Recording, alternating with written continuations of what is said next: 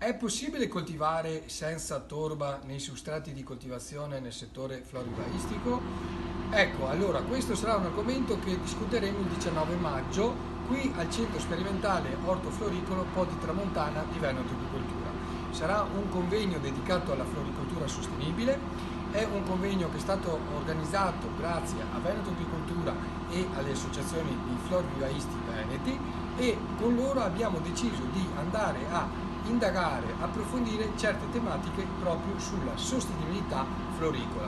Uno di questi sarà la presenza o meno della torba nei substrati di coltivazione illustrato dal dottor Cattivello dell'ERSA Friuli. Ci sarà il dottor Maurizio Poletti del gruppo Bioplanet Geofi che ci parlerà di difesa.